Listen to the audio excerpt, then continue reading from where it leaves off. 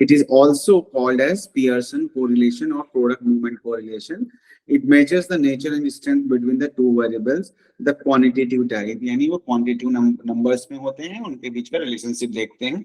And relationship क्या होता है? All those things that we have discussed yesterday. And today we'll start with the Pearson correlation. The Pearson correlation is measures the degree and direction of the linear relationship between two continuous variables. So linear relationship क्या है? Linear relationship वो है जो एक सीधी line में आपका बनता है कि एक चीज बढ़ रही है तो दूसरी चीज भी बढ़ रही है, या एक बढ़ रहा है तो दूसरा भी बढ़ रहा है. सो दैट इज द जो मैंने कल डिस्कस किया था. The degree of the association और correlation shared by two variables is indicated by coefficient of correlation. और उनका रिलेशनशिप कितना है, मतलब कितना स्ट्रांग है, वो हम एक क्वांटिटी में हम देखते हैं. जैसे हमने बोला कि मैक्सिमम जो कोरिलेशन होता है वो 1 हो सकता है, यानी +-1, और मिनिमम जो हो सकता है वो 0 हो सकता है. 0 means there is no correlation, and +1 या -1 means there is strong correlation, and plus and minus indicates the direction of the relationship. Is indicated by coefficient of correlation are invented by Pearson in 1896. Galton was the first to use the symbol R. For example, correlation coefficient is the often written with subscripts of RXY. R correlation XY means between X and Y. So यहाँ पे थोड़ा सा जिस तरह से लिखा हुआ है वो वैसे नहीं, इस तरीके से हम लिखते हैं यूजुअली कि ये, एक मिनट पेन यूज करता हूँ मैं, वो R लिखा हुआ है, ये X and Y, इस तरीके से हम नीचे एक साइड में लिख देते हैं RXY. ठीक. So the correlation coefficient is a number that indicates how well the data points in the scatter diagram and hug the straight line in the best fit. Straight line क्या हो गई? ये straight line है, data कहाँ है, अगर इसके आसपास है तो ये लीनियर रिलेशनशिप है, ये नेगेटिव कोरिलेशन है, इसके आसपास है तो ये क्या कहते हैं, बेस्ट फिट है, यानी कोरिलेशन इसके साथ में मतलब लीनियर कोरिलेशन को ये चेक करता है. तो when to use Karl Pearson correlation, कब हम यूज कर सकते हैं इसको? जैसे हमने मीन, मीडियन, मोड, इन सारी चीजों की बात की थी. सिमिलरली पियर्सन कोरिलेशन हम कब यूज करेंगे? So the 4 conditions or assumptions under which Karl-Pearson correlation can be used. क्या है? When we have bivariate distribution, यानी दो चीजें वेरिएट कर रही हैं. When the data is continuous in nature, not discrete. Continuous का मतलब हुआ कि कोई भी पॉइंट में हो सकता है. Discrete का मतलब क्या हुआ? 1, 2, 5 इन्हीं नंबर्स में. जैसे मेल है तो 1 हो सकते हैं, या 2 हो सकते हैं, या 5 हो सकते हैं, नॉट 1.5 और 1.2. तो डिस्क्रीट डेटा में यूज नहीं होगा, ये continuous data में यूज करेंगे. when we have quantitative data on an interval or ratio scale of the measurement. quantitative data किस पे होना चाहिए? इंटरवल या रेशियो स्केल. ऑर्डिनल है या फिर कैटेगोरिकल है, वो दोनों ही के लिए ऑर्डिनल है या क्या बोलते हैं नॉमिनल है, दोनों ही केसेस में हम यूज नहीं कर सकते. ओनली क्योंकि ये क्वांटिटेटिव है, कॉन्टिन्यूअस होता है, तो हम इसको इंटरवल या उसमें यूज करेंगे. When the relationship between the two variables under the study is linear, as the technique of the correlation and prediction are appropriate only where the underlying relationship between two is linear.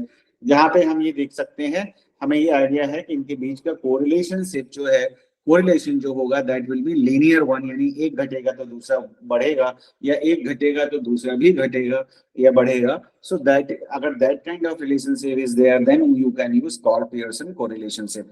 And when to use the Karl Pearson correlationship, तो ये तो आपका assumptions हो गया. And Karl Pearson procedure are not appropriate and sorry when not to use, तो ये तो हो गया यूज करने का, क्या क्या assumptions हम लेके चलते हैं. एंड ये हो गया क्यों नहीं यूज किया. Karl-Pearson procedure are not appropriate and may give misleading result for curvilinear relationship. यानी कोई रिलेशनशिप यूं ऐसे ऐसे है तो नहीं सही देगा. ये सिर्फ स्ट्रेट लाइन वाला रिलेशनशिप जो है उसी के बारे में ज्यादा बेहतर तरीके से प्रेडिक्ट करता है. अब मुझे लगता है कि ये तो पता है कि लीनियर रिलेशनशिप क्या होता है और नॉन लीनियर रिलेशनशिप क्या होता है, ये आपको पता है. तो कर्वी लीनियर या ऐसा कुछ है तो वहां पे इसको हम यूज नहीं कर सकते. तो the the sign of the R denotes the nature of the association, while the value of R denotes the strength of the association. यानी कि साइन क्या है, प्लस है या माइनस है, प्लस का मतलब पॉजिटिव कोरिलेशन, माइनस का मतलब नेगेटिव कोरिलेशन। और जैसे 0.8 है और 0.6 है या 1 है, तो ये सारे स्ट्रेंथ बताते हैं। 1 is the highest strength, 8 is उससे नीचे है, 6 उससे नीचे, जितना नीचे जाएगा उतना नीचे उतना कम होता जाएगा उनका रिलेशनशिप। तो if the sign is positive this means the relationship is direct, है ना, and increase in one variable associate with increase in other variable, और decrease in one variable is associated with decrease in. तो positive sign का मतलब क्या है कि अगर एक बढ़ रहा है तो दूसरा भी बढ़ेगा, एक घट रहा है तो दूसरा भी घटेगा, ठीक है। अगर इसका उल्टा है कि एक बढ़ रहा है, वन दूसरा घट रहा है, या दूसरा घट रहा है तो पहला बढ़ रहा है, तो ये आपका नेगेटिव कोरिलेशनशिप है ना, अपोजिट डायरेक्शंस में जा रहे हैं। While if the sign is negative, that means inverse or indirect relationship, which means an increase in one variable is associated with decrease in another, जो मैंने आपको बता दिया ऑलरेडी, है ना। अब आता है the value ranges from plus -1 to +1, middle में आपका 0 आ जाता है। तो the value of the R denotes the strength of the association as illustrated by the following diagram। -1 मतलब स्ट्रॉन्ग कोरिलेशनशिप है, +1 स्ट्रॉन्ग कोरिलेशनशिप है, 0.7 टू 2 के भी इंटरमीडिएट है आपका, मतलब 0.76 ये इंटरमीडिएट आता है ना। और ये फिर आपका ये जो हिस्सा है पॉइंट, ये वाला, ये आपका -2 से +2 0.2 तक, मतलब 0.2 की बात कर रहा हूँ, नॉट 2। तो दे आर आपका वीक कोरिलेशनशिप्स में आएगा। तो अब प्लस है या माइनस है, दोनों ही स्ट्रॉन्ग है ना, but the direction is changed. एक इस साइड में है, एक इस साइड में है, that is the only difference. So जो मैंने आपको ऑलरेडी बता रखा है, तो सेंटर में 0 के आसपास कहीं पे है तो देयर इज नो रिलेशनशिप, और weak relationship 0 means no relationship, 0.25, 0.3, even 0.4, they are the weak relationships। Points like 8, 9, 10 आप स्ट्रॉन्ग में रख सकते हो, 8, 1, 0.8, 0.9, ये 0.7 to 0.5, 6 ये आप रख सकते हो इंटरमीडिएट का। तो ये and 1 is the perfect correlationship, so that is how you interpret these things। So if R is 0 means association correlation between two variables, there is no correlationship, right? And 0 to 25 weak correlationship, है ना। If 20.25 to 0.725 is intermediate correlationship, 0.7 ये भी strong correlationship, 0.75 and above, and R is perfect correlationship। दो हम 0.25 को भी intermediate भी नहीं मानते हैं, इसको अगर देखें तो 0.25, 0.5 इन सबको वीक में ही रखते हैं, मतलब इंटरमीडिएट बीच का है, वीक मतलब टेस्ट आप अगर कोई देखो तो उसमें तो 0.75, 0.6 मिनिमम, 7, 8, 0.8 इस तरह का कोरिलेशन होता है, उसी को हम बेटर टेस्ट या बेटर रिजल्ट्स मानते हैं। अब हम यहाँ देखते हैं हाउ टू कंप्यूट।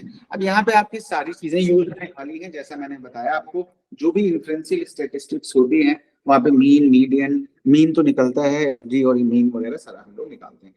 तो आर क्या हो गया, sigma x and y minus sigma है sigma y divided by n, and ये सिग्मा स्क्वायर। और ये अब ये कैसे आया, इसका डिटेल कहीं पे दिया होगा, ये देखते हैं एग्जांपल कि इस सैंपल ऑफ, फिर हम इस पे आ जाएंगे देखेंगे।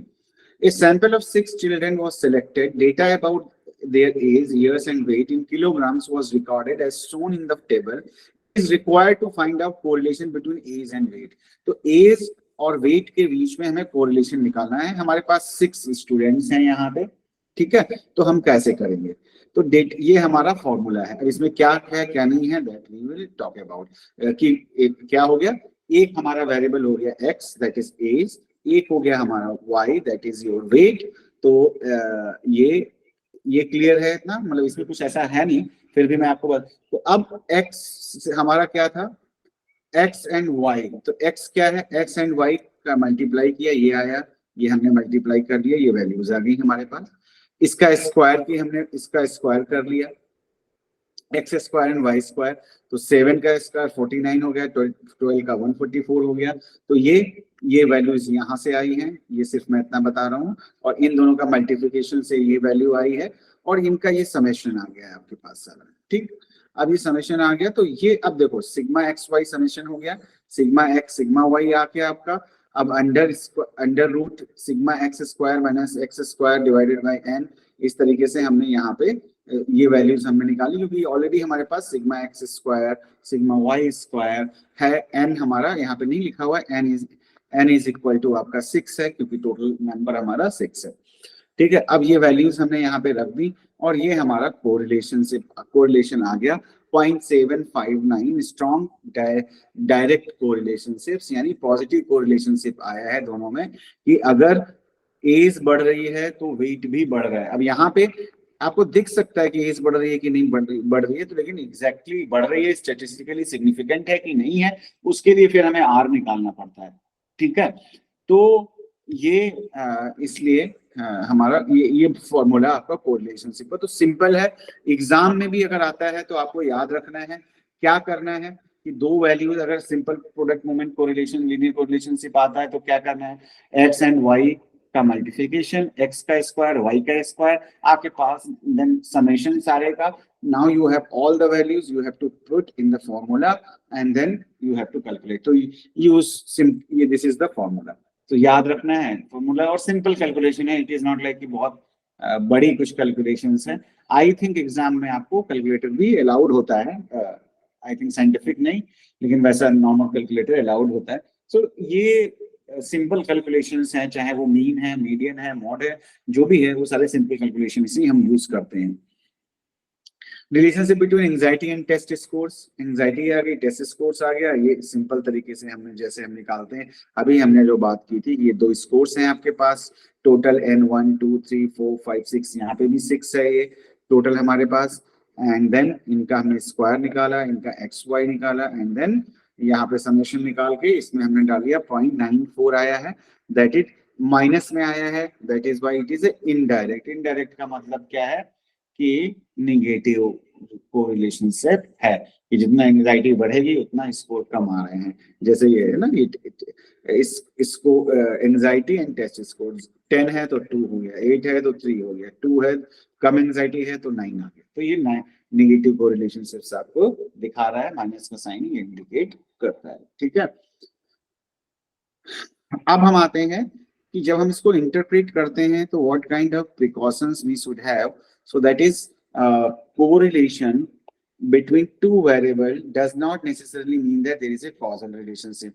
तो you cannot say like कि अगर एंजाइटी बढ़ रही है तो टेस्ट स्कोर कम हो रहा है, तो that relationship is there, that is inverse relationship is there, and लेकिन द प्रॉब्लम है यू कैन नॉट से कि एंजाइटी की वजह से टेस्ट स्कोर कम हो रहे हैं। हो सकता है आपको लगे कि हो रहे हैं उसकी वजह से कम, लेकिन on the basis of correlation score you can not say that because of this क्या कहते हैं anxiety the score is going लो।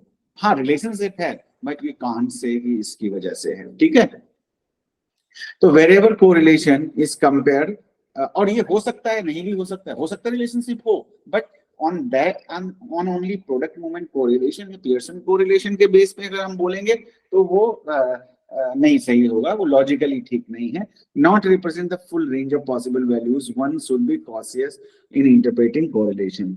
तो whenever a correlation computed from scores that do not present the full range of possible values, यानी ये sample हमारे पास बड़ा नहीं है, काफी सारे नंबर्स नहीं है, इस वजह से।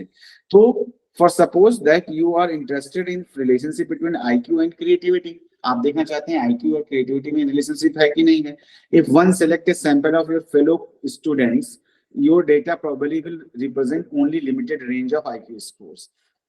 अब जैसे IQ एंड क्रिएटिविटी में आपको देखना है रिलेशनशिप, है ना, और आपने ले लिया अपने क्लास के स्टूडेंट्स को ही ले लिया, तो सबसे पहले तो क्या हो गया, रिस्ट्रिक्ट हो गया। आप सारे के सारे एमफिल कर रहे हो, आपने BA MA कर लिया, तो ऑब्वियस है कि एक एक लेवल का इंटेलिजेंस तो आपके पास ऑलरेडी है।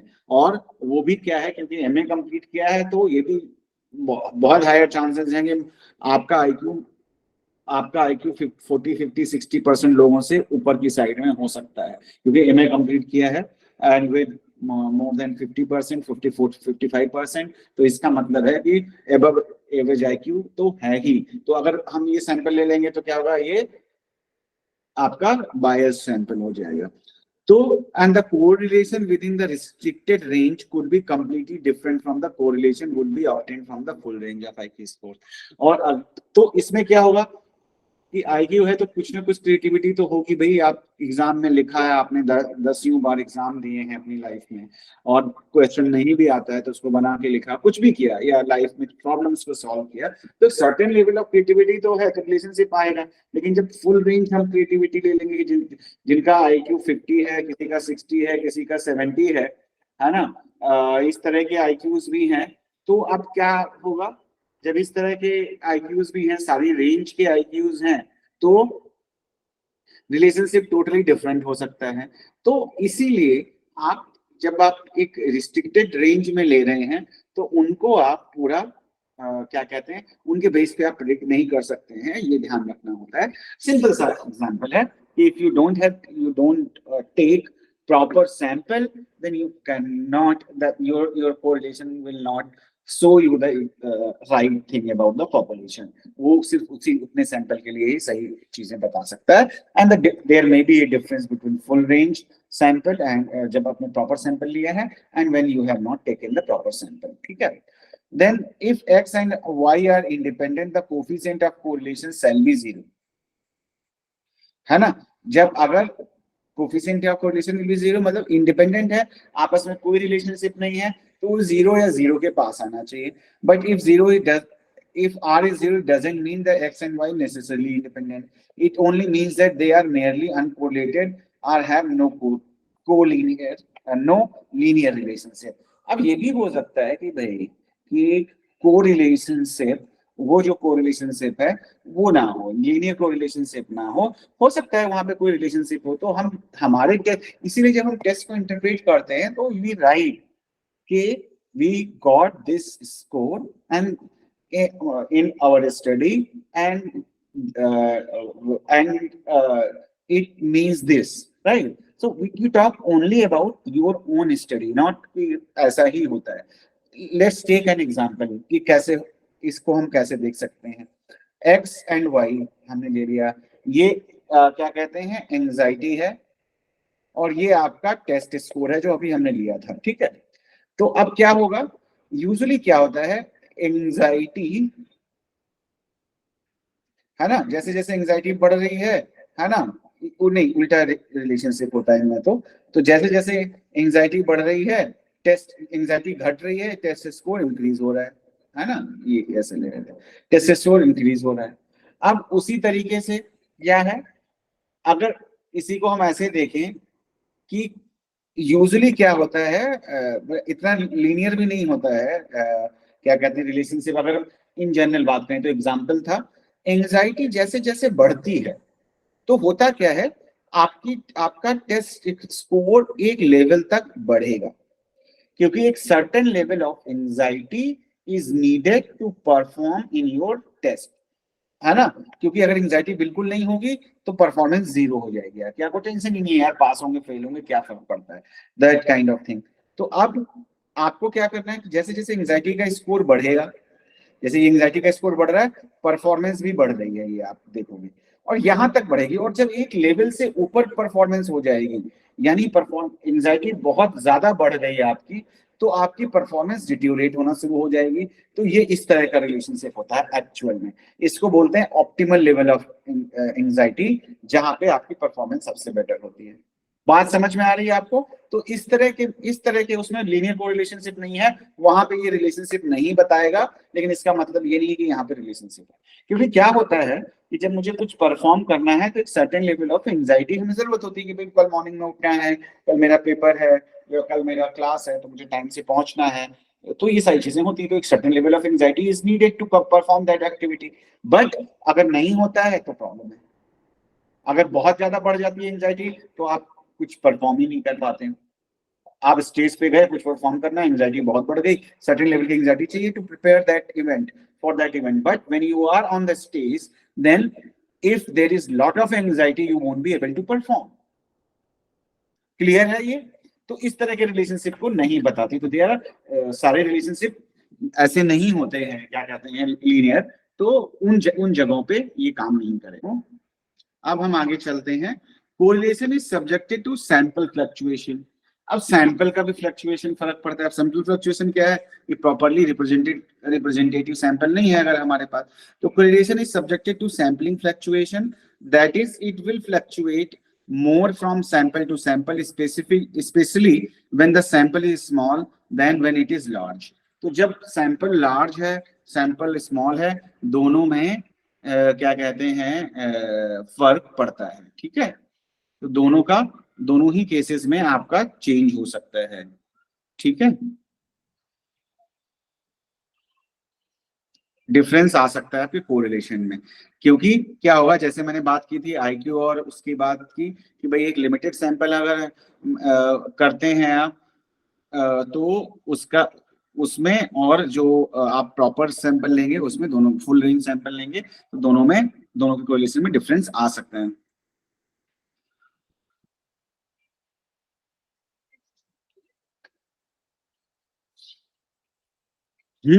तो one or two extreme data points, often called outriders, and can have a dramatic effect on the value of the correlation. This can be better understood with the help of scatter diagram. Let's check, कहीं पे दिया है? नहीं है, चलो मैं बना देता हूँ। तो स्कैटर डायग्राम हमारा कैसे बनता है पता है आपको, कल की क्लास में हमने डिस्कस किया था कि भाई बहुत एक्सट्रीम डेटा है कुछ, जैसे एक या दो, क्या है ये एक लीनियर रिलेशनशिप हमारा होगा। तो एक कुछ डेटा यहाँ यहाँ यहाँ है, तो ये सारा रिलेशनशिप। अब एक डेटा यहाँ आ गया, एक यहाँ आ गया, या तो क्या होगा, ये वैल्यू अफेक्ट तो कर ही देगी इनको कि इस रेंज से बाहर निकाल दिया इसने इसको, तो क्या होगा, कोरिलेशन पे ये इफेक्ट डाल देगा स्कोर के ऊपर। तो अगर जैसे मीन मीडियन ओरल में सब में डालता था, वैसे यहाँ पे भी डाल देगा, क्योंकि क्या कर रहे हैं, अगर हम यहाँ पे कैलकुलेशंस को देखें, we are considering all data. अब यहाँ पे कोई जैसे स्कोर है 10 की जगह कोई 100 स्कोर आ जाए, तो ये भी तो 1000 हो जाएगा, है ना, 10,000 हो जाएगा स्क्वायर। तो ठीक है, उसी तरीके से यहाँ पे भी ज्यादा हो जाएगा, ये भी ज्यादा हो जाएगा, ये सारी चीजें बढ़ जाएंगी और हमारा ये वैल्यूज बढ़ जाएंगी और हमारा रिलेशनशिप बड़ा या ज्यादा, कम या ज्यादा हो जाएगा। अगर बहुत छोटा या बहुत बड़ा वैल्यू आ जाती है, तो ये इनको हम आउटराइडर्स बोलते हैं, जो बाहर की साइड में चले जाते हैं बहुत ज्यादा, और ये हमारी वैल्यू को अफेक्ट कर देते हैं।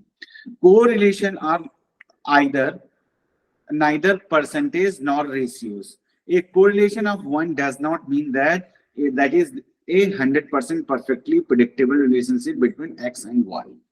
ठीक है, तो ये 100% परसेंटेज में नहीं होता है। हाँ, अब ये रेंज हमें एक दे देता है कि ये हमारा बना हुआ है, तो इसके अंदर इसी के आसपास सारा डेटा रह रहा है, तो that means it is a linear correlationship between two variables. ठीक है, then the value of r squared is called coefficient of determination because it measures the proportion of variability in one variable that can be determined from the relationship with the other variable. तो coefficient of determination क्या हुआ, तो the squared value of r is called as coefficient of determination because it measures the proportion of the variability in one variable that can be determined from the relationship with the other variable. ठीक है, तो there is no such thing as the correlation coefficient of two variables. The value of r is always relative to the situation in which it is obtained, and its size does not represent any absolute or natural fact. The exact value of r depends on the several factors. यानी कि जो आपस में जिनका relationship है ना, जो उनका रिलेशनशिप है वो सिचुएशंस पे डिपेंड करता है, आपके सैंपल के टाइप पे डिपेंड करता है कि वो क्या किस तरह का होगा। और वो चेंज भी हो सकता है, तो ऑब्सोल्यूट नहीं है कुछ भी। द पर्टिकुलर सैंपल और subject we happen to get, क्या सैंपल आपने लिया उस पर डिपेंड करता है। Exactly how the variable were measured, कैसे आपने वेरिएबल को मेजर किया है, भाई आपने जो टेस्ट यूज किया उसी के बेस पे तो वैल्यू आई है, कौन सा टेस्ट यूज किया, किस कंडीशन में किया, कितना रिलायबल है, वो भी डिपेंड करेगा। उससे भी आपका चेंज हो सकता है चीजें। The specific condition under which the variable is operating, किस कंडीशंस में आपने किया है जो, और किस तरह से वेरिएबल ऑपरेट कर रहा है। Similarly value reported by others may or may not hold under the condition with which you are concerned। तो ये है, तो similarly value reported by others may और may not hold under the condition which you are concern. मान लिया कि data collect किया, 4 लोगों ने कलेक्ट किया, आपने भी किया है, तो सबने अलग अलग कंडीशंस में अलग अलग लोगों के साथ किया, तो वहां पे चेंजेस हो सकते हैं, जिसकी वजह से भी आपका कोरिलेशन कोएफिशिएंट पे क्या कहते हैं चेंजेस हो सकते हैं।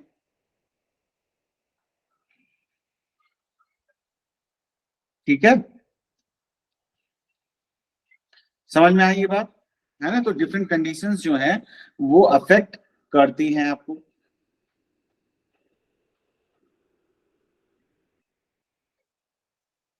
अब आता है how much confidence one should place in any relationship will depend upon the urgency and outcome, कि कितना कॉन्फिडेंस आपका क्या कहते हैं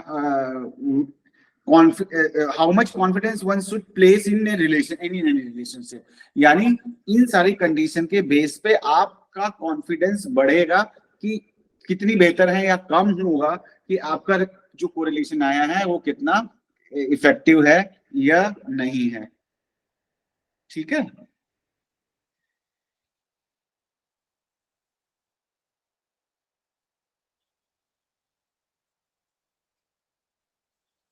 ठीक है, समझ में आया ये। चलो आगे Yes, sir. चलते हैं। Yes, sir. For example if a patient is dying and there is only 0.12 chance of its survival, uh,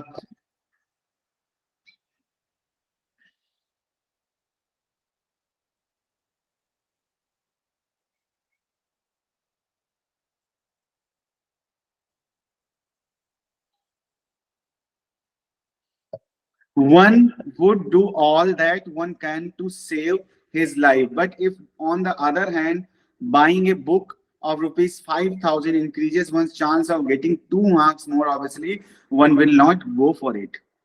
तो इसका एग्जांपल क्या है कि भाई कोई इंसान अगर मर रहा है ना, उसको ऐसी कोई इलनेस है जिसकी वजह से वो मर जाएगा, बचने के चांसेस बहुत ब्लीक हैं, बहुत कम है, there is a very less chances कि वो सरवाइव करेगा।